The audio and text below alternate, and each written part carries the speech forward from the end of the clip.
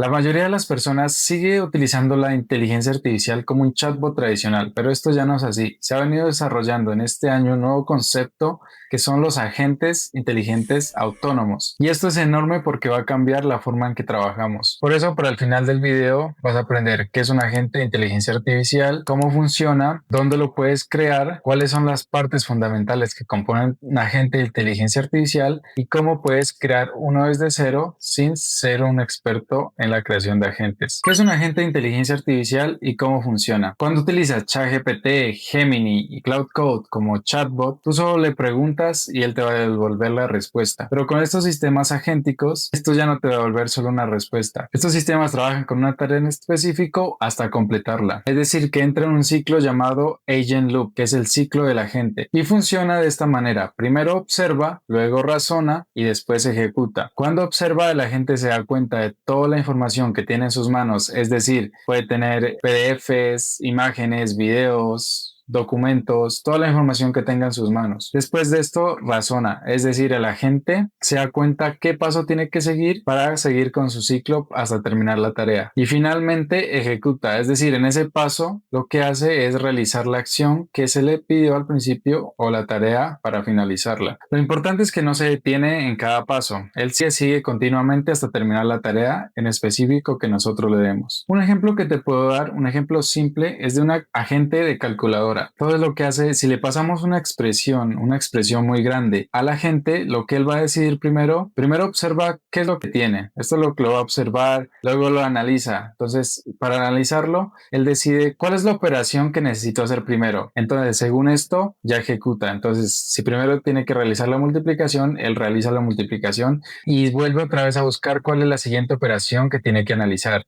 Entonces, ¿qué pasa? Él vuelve a observar, no, tengo esta estructura de esta operación, vuelve a analizar cuál es la siguiente operación que sigue y ya ejecuta. Y nuevamente, y continúa.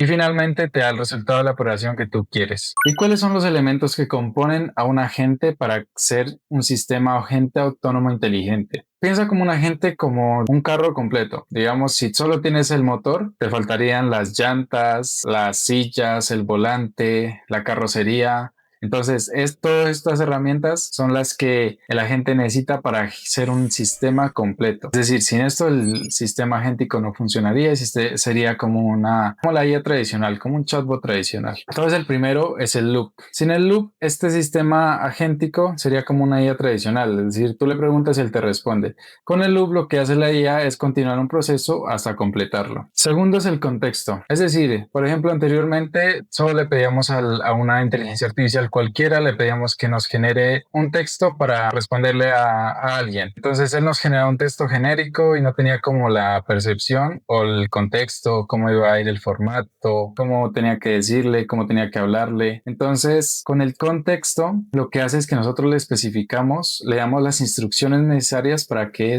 nos dé una respuesta óptima y que haga más fácil el trabajo de la gente. ¿Cómo podemos identificar el contexto? Con este archivo que se llama agents.md, también lo puedes ver como gemini.md o cloud.md, y esto prácticamente nos lleva a la evolución del prompt engineer al context engineer. En el prompt engineer, como recuerdan, nosotros les teníamos que explicar en el chatbot a una IA un texto grande, cómo era la manera que nos tenía que responder, de qué forma nos tenía que responder y cómo darle ejemplos, pero ya con el Context Engineer como que nos ahorramos todo eso y solo le pasamos esto en un archivo, o sea, prácticamente lo ponemos, es prácticamente igual al Prompt Engineer, solo que lo colocamos en un archivo.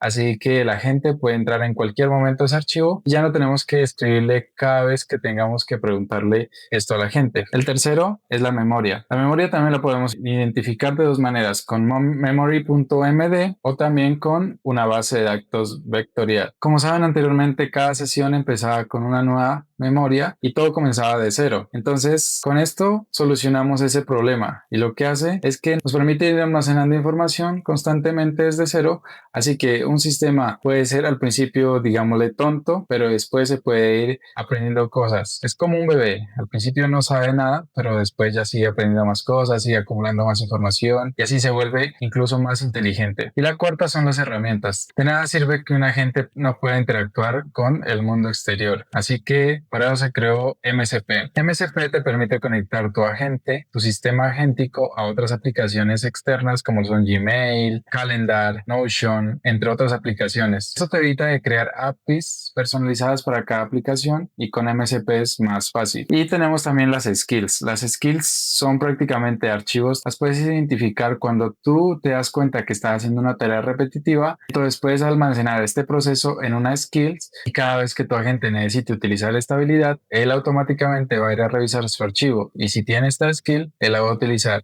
Y así el proceso, el ciclo se va a volver cada vez más rápido y utilizar menos tokens cada vez que la IA aprenda y se vuelva más inteligente. Ahora, ¿dónde viven los agentes? Bueno, como ya sabes, ahora que entiende todos los elementos, cómo funciona, qué es un agente, es necesario saber dónde viven. Para saber dónde viven, te voy a explicar algunos de los frameworks que me parecieron importantes que tú conozcas. El primero es N8N. N8N está diseñado para las personas que no quieren utilizar tanto código, entonces solo es arrastrar las cajitas y conectarse con aplicaciones externas como son Gmail, Calendar, Notion AI, Gemini, Cloud, ChatGPT. El segundo es Crew AI. Cuando utilizas Crew AI es prácticamente simular la creación de una empresa o de empleados y que cada uno se delegue en tareas. Entonces puedes tener un investigador, un escritor y muchos otros roles. El tercero es todo este sistema de la empresa de LangChain. LangChain es para prácticamente el ensamblaje. Con esto conectas los modelos a las bases de datos, también puedes conectarte a las herramientas y muchas otras cosas más. Luego utilizas LangGraph. LangGraph es para orquestar estos modelos, puedes prácticamente tener un mayor control de cómo trabajan estos modelos. En este caso puedes conectar tus modelos, que serían tus agentes, que trabajen con ciertas herramientas, cuáles son los nodos que va a trabajar, cómo va a trabajar esto, si va a trabajar de una manera continua o lineal. Incluso puedes conectar o pausar este proceso y conectarlo a un Human in the Loop. Human in the Loop es para que un humano se encargue de la respuesta y no sea el agente el que realice esta. Esto para evitar confusiones o mayor seguridad. Y Langsmith es muy importante porque aquí te va a permitir observar todo el ciclo completo que realiza la agente, desde cero hasta el final. Digamos como el ejemplo de la calculadora que te di, él te va a permitir observar qué modelos escogió, cuál fue el primer paso que dio, digamos si utilizó bien como la ley de las operaciones, cuál operación hizo primero, cuál hizo segundo, cuál hizo tercero y así sucesivamente. Esto es muy importante porque te va a dar más confianza a la hora de validar este agente. También puedes observar muchas métricas, los costes y muchas cosas más en Langsmith. Pero ¿cuál es el valor a largo plazo? Y es que un sistema agéntico no es un sistema que se va a quedar estático solo cuando lo utilices una vez, sino que ese sistema agéntico va a trascender en el tiempo, va a evolucionar. Cada vez que tú mejores a la gente o le des más contexto o añadas más información a la memoria, este va a aprender. ¿Y por qué es muy importante? Porque tú lo puedes aplicar a tu negocio. Si tienes un negocio, puedes irlo alimentando cada vez que llegue un nuevo proceso, tengas nueva información. Y también esto al principio puede ser un poco difícil, tedioso, no te va a dar las respuestas que quieres, pero a medida que vayas avanzando, él va a perfeccionarse. Haz la prueba, crea un agente ahora y lo vas evaluando de aquí a 6 meses. En 6 meses puedes decirme cómo evolucionó tu agente, si te respondió mejor o si no también puedes decir en qué estás fallando y por qué la gente no quiso responder de la mejor manera. Y algo muy importante que quiero aclarar aquí es que también puedes crear tus sistemas agénticos totalmente privados utilizando modelos que se ejecutan en el borde, es decir, modelos que los puedes utilizar gratis, totalmente gratis. No tienes que pagar a Cloud, a Gemini ni a ChatGPT. Todos estos modelos se pueden ejecutar en tu computador. Todo va a depender del hardware de tu computador. Si tienes almacenamiento y RAM, lo más importante es eso. Así que, pero no te quedes ahí. Hay muchas personas, empresas que están creando hardware especializado para inteligencia artificial. Y ahora sí, ¿cuáles son los pasos fundamentales para crear un agente desde hoy, desde cero? Así que si llegaste hasta aquí, eres una de las personas afortunadas porque todo lo que te digo es algo que está pasando, lo que están desarrollando actualmente. Y bueno, para eso tienes que definir cuál es tu objetivo de tu negocio para escoger el mejor framework. Ese sería el primer paso. El segundo paso es escribir tu agents.md. Este archivo prácticamente lo que hace es definir el contexto. Entonces al principio no tiene que ser perfecto. Crea este archivo como quieras y después lo vas perfeccionando cada vez que este lo requiera. El tercero sería darle memoria. Crea un archivo archivo de memoria o una base de datos vectorial para que ahí se siga subiendo todo lo que tú quieres que se siga alimentando, para que aquí se almacene toda la información que quieres que se suba o que tenga este agente. Y tercero, conéctalo a tus herramientas que más utilices. Al principio puedes comenzar con Gmail, Calendar, con Notion. Estas son herramientas fáciles de conectar. También puedes ir